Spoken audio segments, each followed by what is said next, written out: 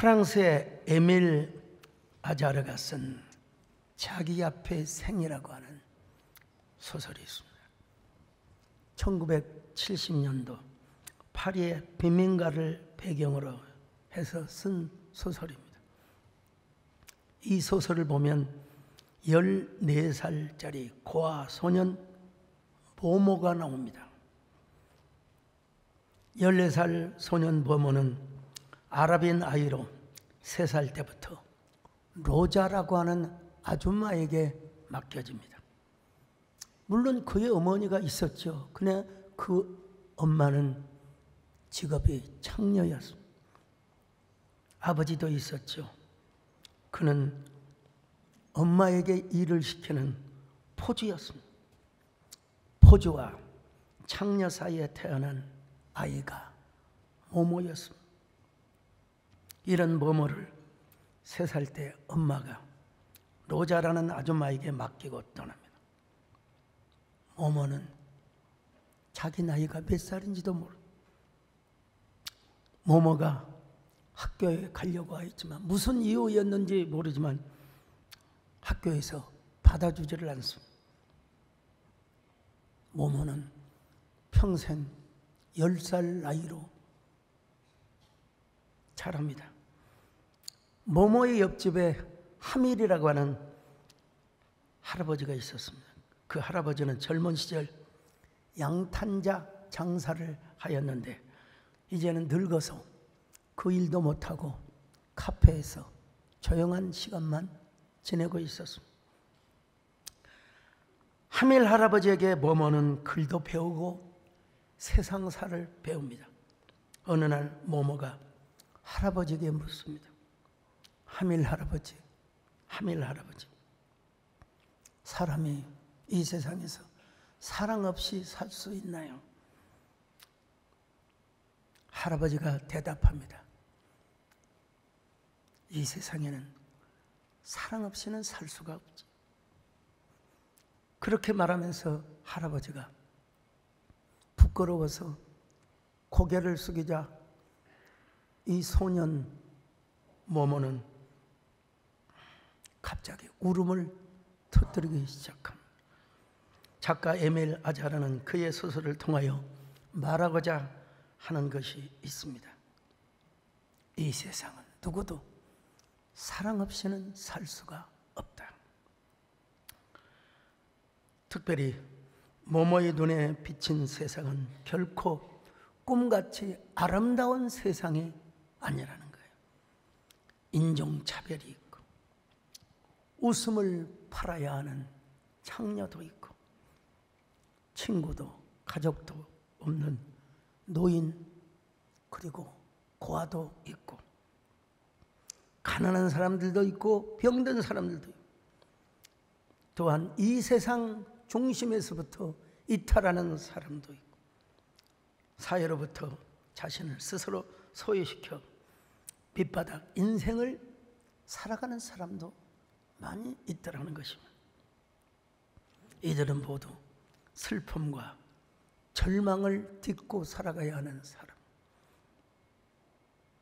그럼에도 불구하고 자신의 삶을 껴안고 자신의 아픔을 보듬을 수 있는 사람만이 이 땅에 생존할 수 있다는 것입니다. 톨스토이가 말한 것처럼 사람은 빵으로만 사는 것이 아니라 사랑으로 사는 것이라. 톨스토이가 이렇게 말했지 않습니까? 사람들은 염려가 아닌 사랑 하나만으로 산다는 것이죠. 물론 예수님은 이렇게 말씀하셨죠. 사람이 떡으로만 사는 것이 아니라 하나님의 말씀으로 산다고. 이 말씀을 조금 더 확장을 시킨다면 사람은 떡으로만 사는 게 아니라 하나님의 사랑을 받고 살아가야 한다. 여러분, 세상 사람들은 돈으로 살고 세상 쾌락에 빠져서 살 수 있죠. 우리는 여러분, 하나님의 사랑이 아니면 살아갈 수가 없다는 사실. 어떻게? 하나님의 사랑 없이 우리가 살아갈 수 있단 말입니까? 오늘 본문을 기록한 사도 바울도 하나님의 사랑에 완전히 홀릭된 사람이에요. 세상 말로 하면 예수님의 사랑에 완전히 미쳐서 살았던 사람입니다. 그건 원래 유대교에 완전히 미쳤던 사람이죠. 그러다가 다메섹으로 가는 길에서 예수님을 만났습니다. 그래서 평생 무익한 종이었지만 하나님의 사랑에 미쳐서 주님의 복음을 전하는 삶을 살았습니다.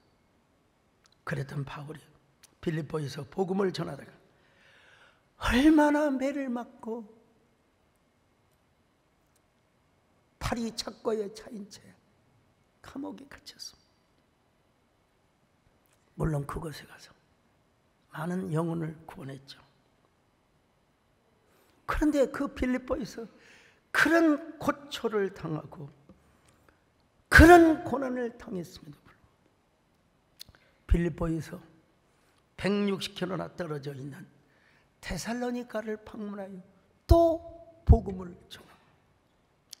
옛날이나 지금이나 데살로니가는 발칸반도의 복음을 전하기 아주 전략적 요충지였습니다. 이 데살로니가는 마게도냐의 왕 빌립 2세의 양자 카산터가 세운 도시인데요. 자기 부인의 이름을 따서 부인을 굉장히 사랑했나 봐요. 그 도성의 이름을 데살로니가라고 이름하였습니다. 바울은 이러한 사실을 아마 알았던 것 같아요. 그래서 데살로니가에 가서 유대인의 회당과 야손의 집에서 복음을 전했습니다. 자, 이런 사실은 사도행전 17장 1절로 7절에 있는데 여러분 참고하시기를 바랍니다. 그곳에서 사도 바울이 몇 달을 복음을 전하는 게 아닙니다. 1년, 2년을 전하는 게 아니에요. 그곳에서 딱 3주 복음을 전했습니다. 그럼에도 불구하고 데살로니가 교회는 믿음의 역사와 사랑의 수고, 소망의 인내가 가득한 교회였습니다. 데살로니가전서 1장 2절로 3절을 봅니다. 시작. 우리가 너희 모두로 말미암아 항상 하나님께 감사하며 기도할 때 너희를 기억하면 너희의 믿음의 역사와 사랑의 수고와 우리 주 예수 그리스도에 대한 소망의 인내를 우리 하나님 아버지 앞에서 끊임없이 기억함이니. 자, 여러분, 바울이 딱 3주 전에서 3주. 그래서 교회가 여러분 설립이 되었습니다. 그런데도 불구하고 교회는 믿음의 역사와 사랑의 수고와 소망의 인내가 가득한 교회가 되었다는 것입니다. 더구나 그 교회는 많은 지역 주민들에게 좋은 소문을 퍼뜨렸습니다. 요즘으로 말하면 좋은 이미지 메이킹 내지는 티핑 포인트, 교회가 이런 좋은 입선전 역할을 하였다는 것입니다. 데살로니가전서 1장 6절로 8절입니다. 시작. 또 너희는 많은 환난 가운데서 성령의 기쁨으로 말씀을 받아 우리와 주를 본받은 자가 되었으니 그러므로 너희가 마게도냐와 아가야에 있는 모든 믿는 자의 본이 되었느니라.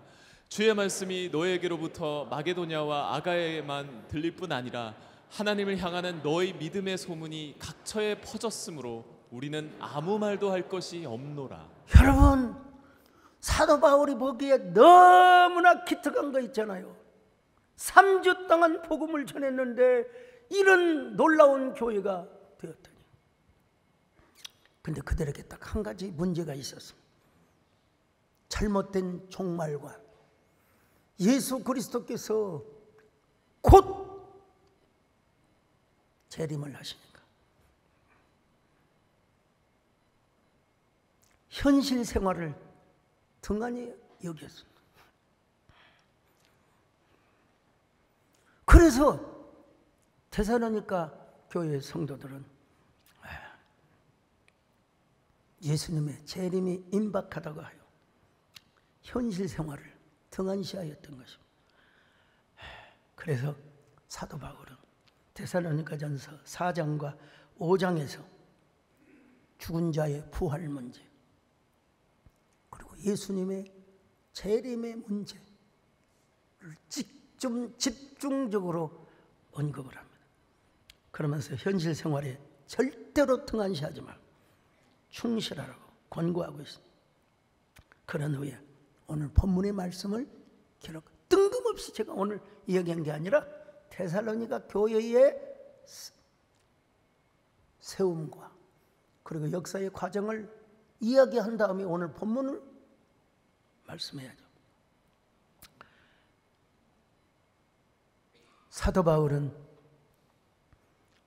우리의 일상, 현실 생활에 충실한 세 가지 프레임을 제시하고 있습니다. 항상 기뻐하라, 쉬지 말고 기도하라, 범사에 감사하라. 이것만이 자기 앞에 생을 아름답게 할 수 있다는 것입니다. 이것만이 행복의 비결이요, 행복의 방정식이라는 것. 뭐라고요? 항상 기뻐하라, 쉬지 말고 기도하라, 범사에. 예, 저는 이 말씀을 뚫어지게 묵상하면서 저만이 받은 창의적 감동이 있습니다. 보통은 기쁨 플러스, 기도 플러스, 감사 플러스라고 대부분 이야기를 합니다. 그러나 하나님께서 저에게 주신 놀라운 창의적 감동이 있는데, 그것은 기쁨 플러스, 기도 플러스, 감사 플러스가 아니라는 거예요. 기쁨 곱하기 기도 곱하기 감사 곱하기. 이 사소한 차이인 것 같지만 하나님께서 저에게 주신 귀한 감동이었습니다. 제가 봐도 원더풀하고 제가 봐도 어메이징한, 플러스도 좋죠. 그러나 곱하기는 더 위대한 행복을 가져온다는 사실을 아셔요. 여러분, 플러스 인생이 아닌 곱하기 인생을 사시기를 축원합니다. 여러분, 뭘 곱하기 한다고? 기쁨 곱하기, 기도 곱하기, 감사 곱하기. 그래도 행복하지 않는다고요? 반복하세요. 반복하세요. 오늘 세 가지 명령을 하고 사도 바울은 그래도 안 되면 성령을 소멸치 말고, 예언을 멸시하지 말고, 범사에 하려 좋은 것만 취하라. 데살로니가전서 5장 19절로 22절 같이 봅니다. 시작. 성령을 소멸하지 말며 예언을 멸시하지 말고 범사에 헤아려 좋은 것을 취하고 악은 어떤 모양이라도 버리라.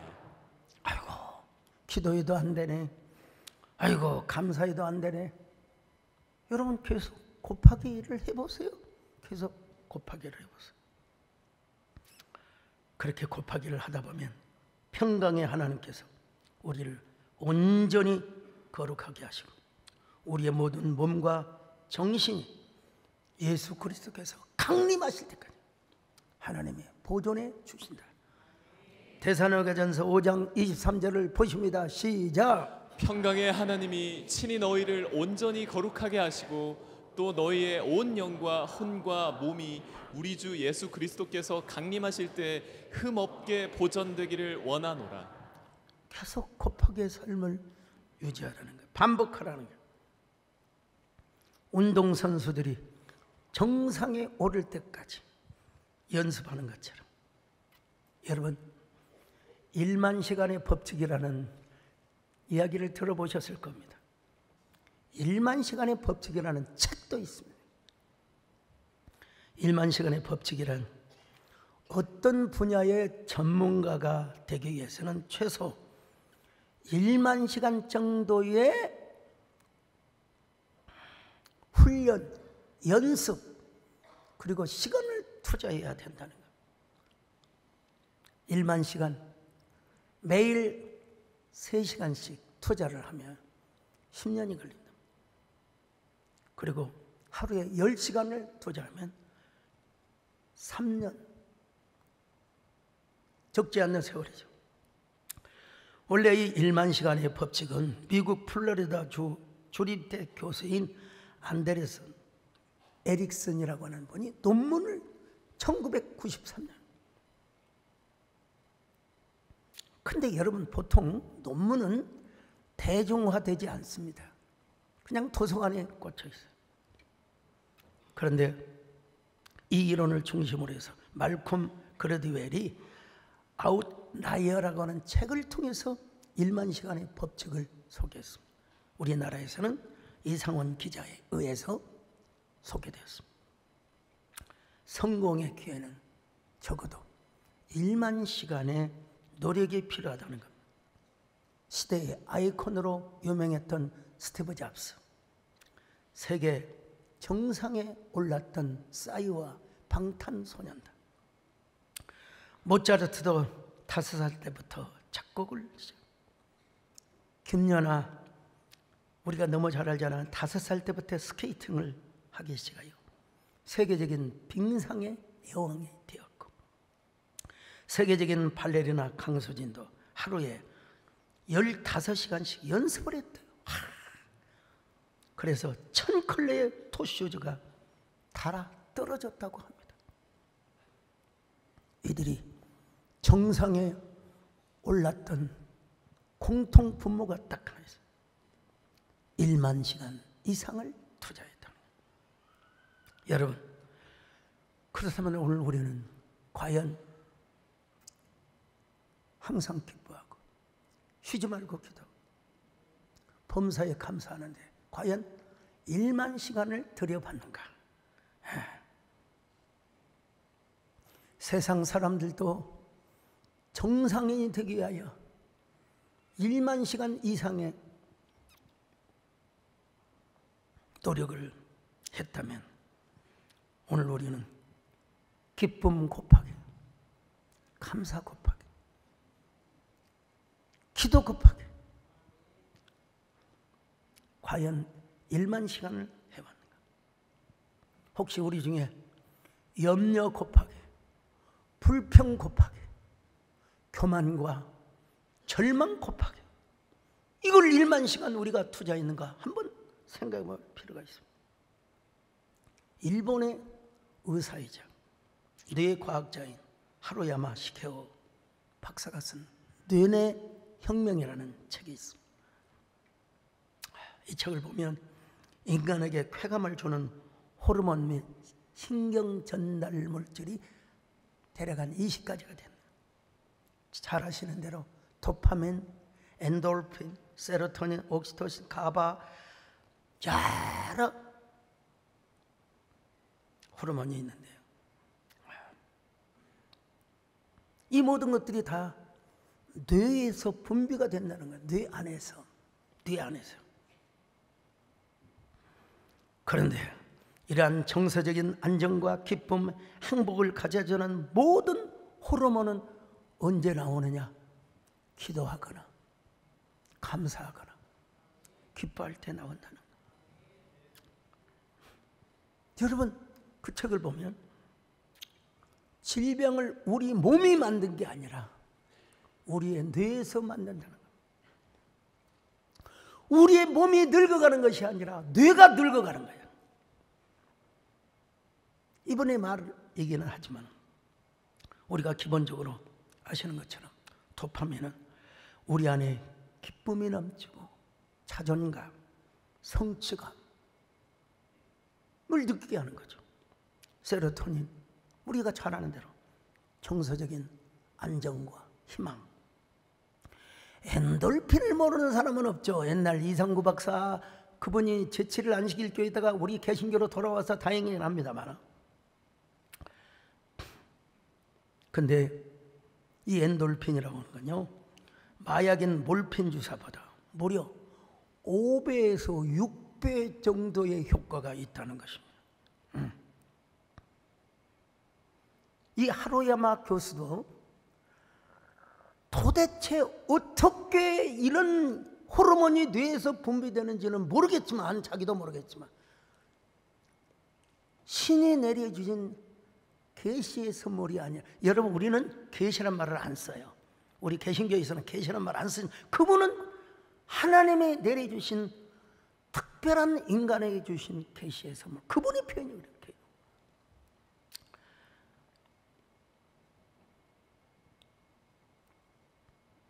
근데 엔돌핀 중에서도 베타 엔돌핀이 있다는 거예요.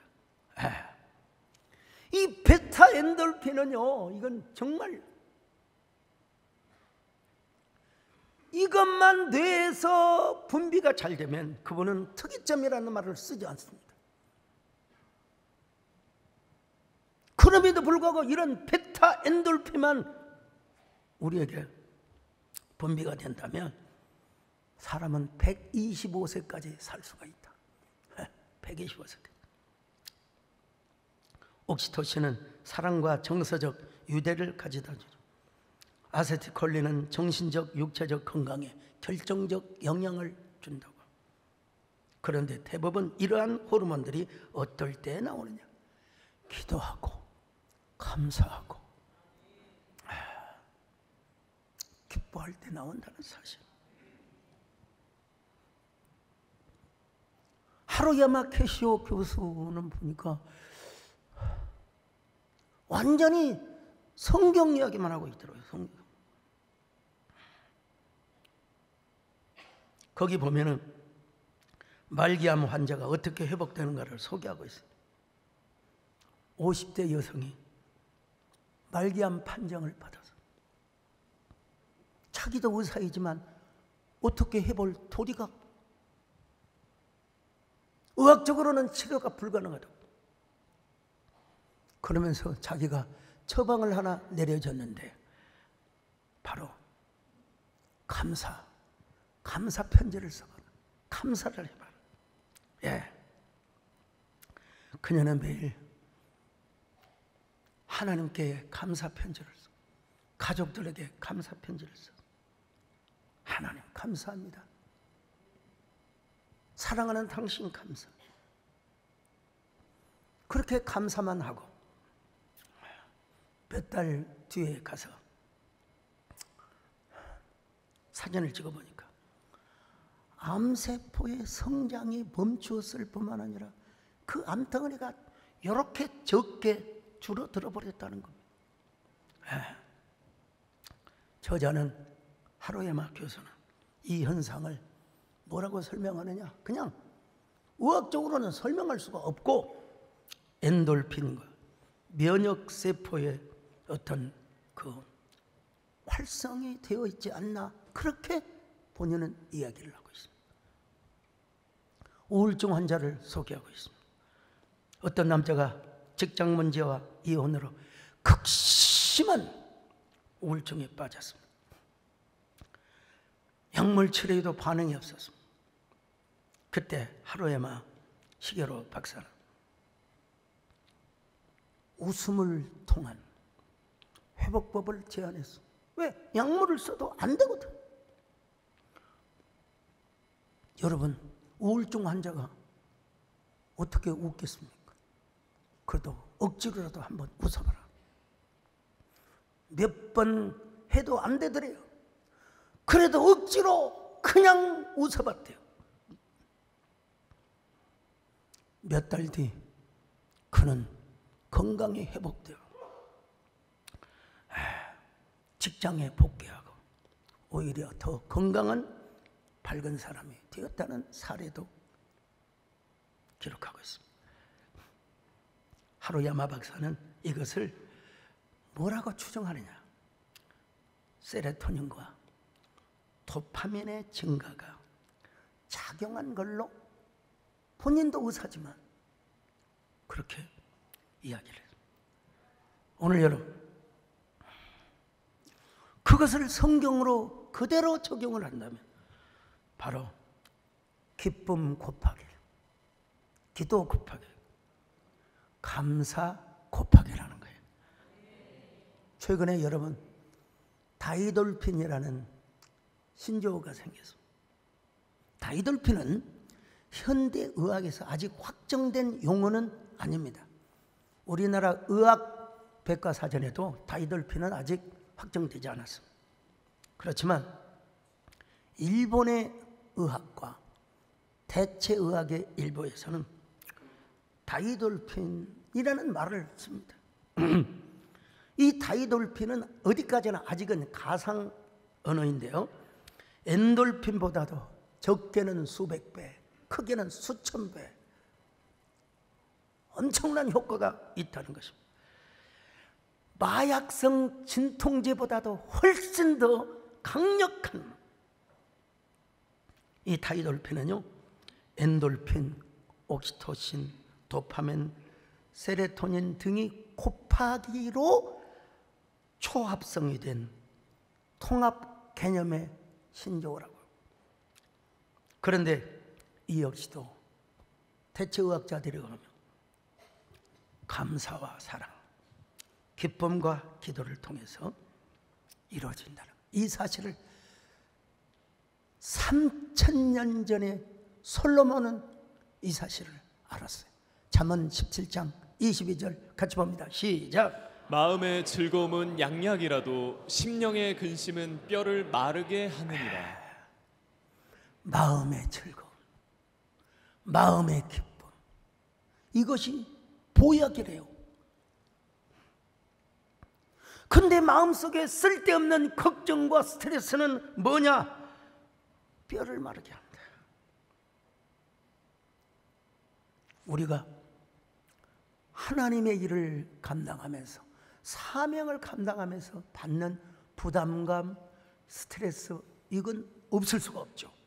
사도 바울도 언제나 눌리는 마음이 있었고, 사도 바울도 언제나 여러분 강박의식이 있었잖아요. 사도 바울도. 그러나 세상에 쓸데없는 걱정, 세상에서 받는 그 쓸데없는 스트레스, 이거는 우리의 뼈를 마르게 한다고 말씀하고 있습니다. 여러분, 하나님 앞에 받은 사명, 주님 앞에 드리는 순종, 헌신, 이것 가지고는 여러분 부담을 갖더라도 세상 일을 위한 염려, 걱정 다 내려놓으시기를 바랍니다. 여러분, 세상에서 가장 위대한 보약이 무엇인가? 마음의 기쁨, 심령의 즐거움. 그래서 사도 바울은 이렇게 강조했지 않습니까? 항상 기뻐하라. 곱하게 쉬지 말고 기도하라. 곱하게 범사에 감사하라. 자, 데살로니가전서 5장 16절로 18절을 보십니다. 시작. 항상 기뻐하라. 쉬지 말고 기도하라. 범사에 감사하라. 이것이 그리스도 예수 안에서 너희를 향하신 하나님의 뜻이니라. 천국의 아이들이라는 영화가 있습니다. 뭐 대략 아신 분들 아시겠지만, 어느 가난한 집에 오빠와 여동생이 살았습니다. 오빠가 다 떨어진 여동생의 운동화를 수선하고 오는 중에 한눈을 파는 사이에 그 운동화를 잃어버리고 말았습니다. 오빠가 잃어버린 운동화를 찾을 때까지 오빠의 운동화를 신고 여동생이 오전반에 학교를 가고, 불이 나게 달려오면 오후반에 오빠가 또 학교를 가고, 어느 날 오빠가 여동생의 운동화를 훔친 녀석을 찾았습니다. 그리고 그 뒤를 쫓아서 집에 갔습니다. 가서 보니까 그 아버지는 맹인이었고 자기보다 더 가난한 집이었어요. 차마 그 운동화를 돌려달라고 할 수가 없고 빈털털대로 집으로 돌아오다가 전국 어린이 마라톤 대회를 한다고 벽보를 봤습니다. 거기 벽보를 자세히 보니까 3등을 하면 운동화를 준다는 거예요. 3등을 하면. 오빠는 그 운동화, 그 포스터 내용을 보고 눈이 반짝이기 시작했어. 운동화 때문에 학교를 막 불이 나게 달려다니는 그 때문에 마라톤은 자신이 있었어. 그래서 학교에서 돌아와 여동생에게 내가 꼭 3등을 해서 너의 운동화를 타다 줄게. 오빠의 목표는 1등이 아니었습니다. 3등이었습니다. 시합이 시작되었습니다. 자꾸 1등을 한 거예요. 그래서 3등으로 쳐졌습니다. 속도를 조절해서 3등을 하는데, 아니 또 달려오는 녀석들이 자기를 추월하려고요. 그래서 죽어라 죽어라 뛰었어요. 뛰었더니 어떻게 세상에 1등을 해버리고 말았어요.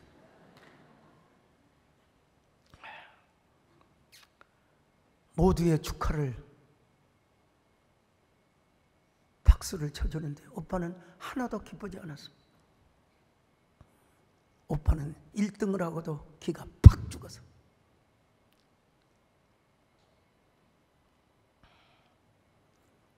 돌아오면서 보니까 헌 운동화를 신고 그 먼 거리를 달리다 발이 부르트고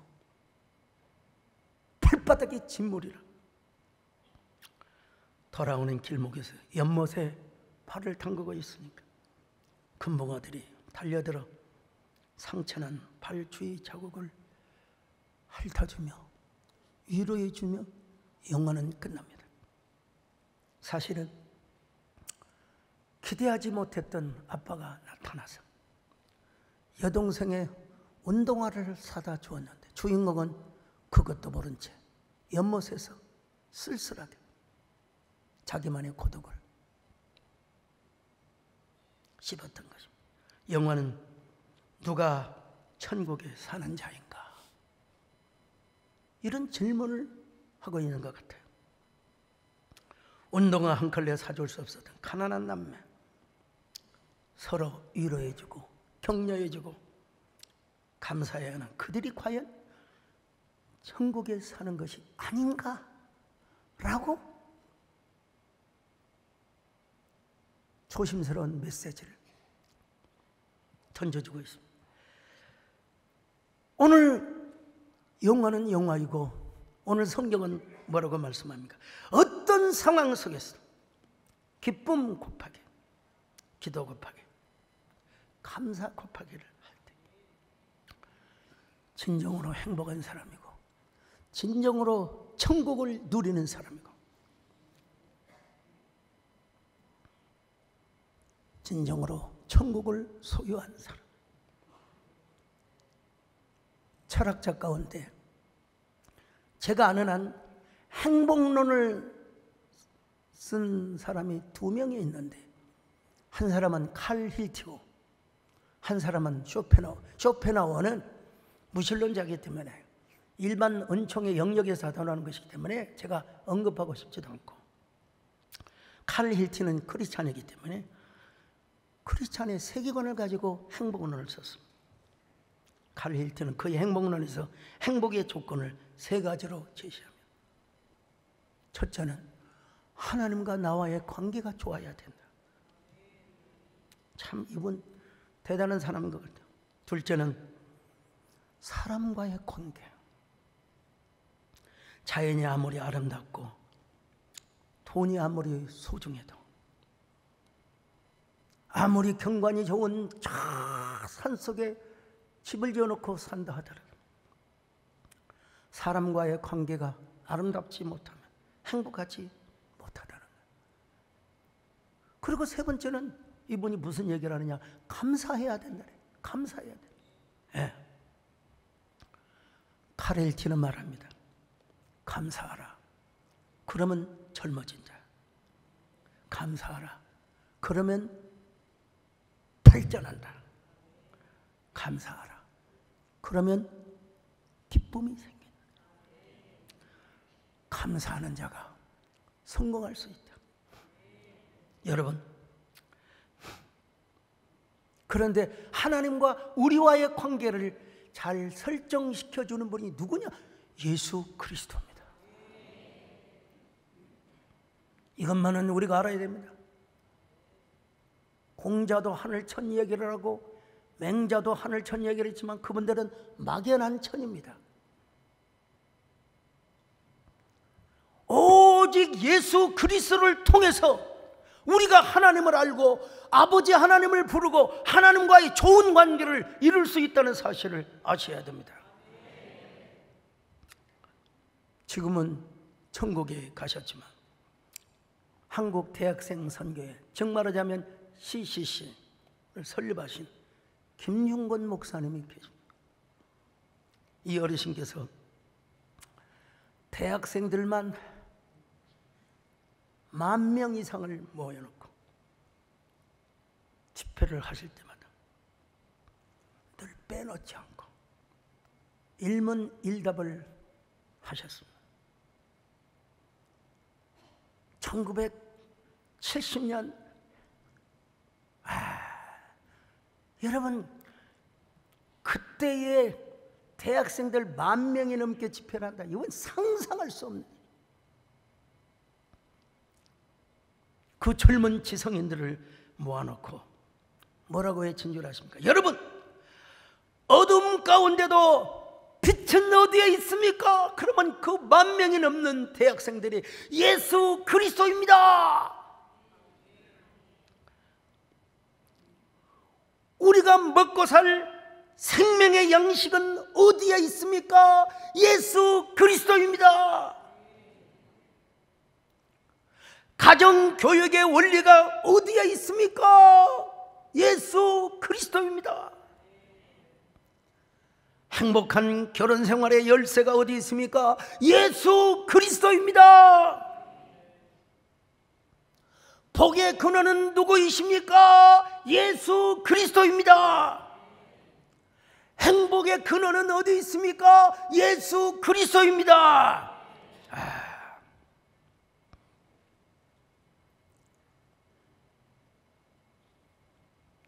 그분의 영향력으로 우리 한국의 키라성 같은 목사님들이 많이 지금은 다 은퇴를 하시고 또 천국에 가신 분들도 계시고 그렇습니다.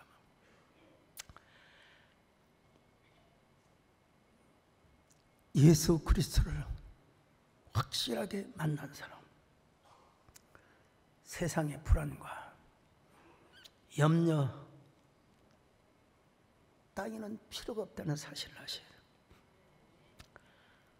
정말로 예수 그리스도를 만난 사람, 기쁨 곱하기, 기도 곱하기, 감사 곱하기의 삶을 살아야 한다는 사실. 하이델베르그 요리문답 제1문항에서 목표를 사나 죽거나 당신의 유일한 위로는 무엇입니까?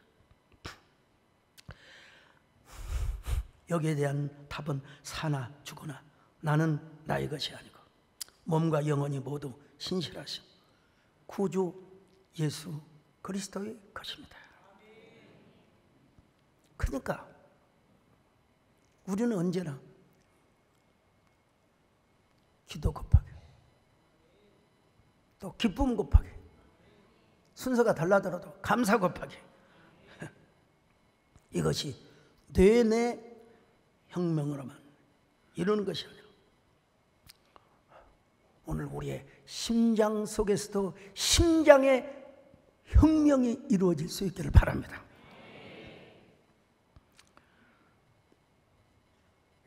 하루야마 교수 이야기를 쭉 합니다만, 아니 이분도 기뻐하고 감사하고 기도할 때, 우리로 말하면 정말로 예수 그리스도 안에서 항상 기뻐하고 쉬지 말고 기도하고 범사에 감사, 이걸 곱하기를 하면 뭐가 임하느냐? 하나님의 은혜가 임한다. 하나님의 은혜가 임할 때, 저는 의사가 아닙니다만 이 뇌내 혁명의 책에 의하면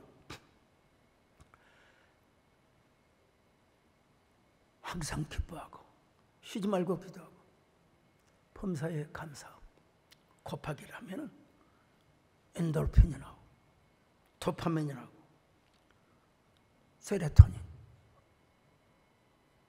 그리고 다이돌핀 같은 게 나온다는.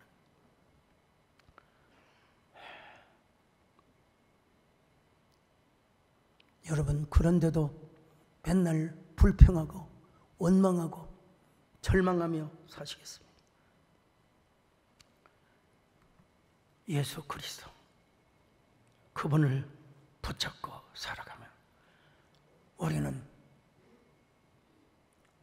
쉬지 않고 기도할 수 있습니다. 항상 기뻐할 수 있습니다. 범사에 감사할 수 있습니다. 여러분, 플러스 인생만 살지 마시고 곱하기 인생을 살 수 있기를 바랍니다. 행복은 플러스보다 곱하기가 더 유리하기 때문에 그렇습니다. 언제나 기쁨 곱하기, 기도 곱하기, 감사 곱하기, 그런 삶을 살 수 있기를 주님의 이름으로 축원합니다. 예수님, 이 손을 꼭 잡고 가소서. 약하고 피곤한 이 몸을 폭풍우 흑암서 해치사 비추 손잡고 날인도. 하나님, 언제나 기쁨 곱하기, 기도 곱하기, 감사 곱하기의 삶을 살아갈 수 있도록 함께하여 주시옵소서. 예수님의 이름으로 기도드리옵나이다.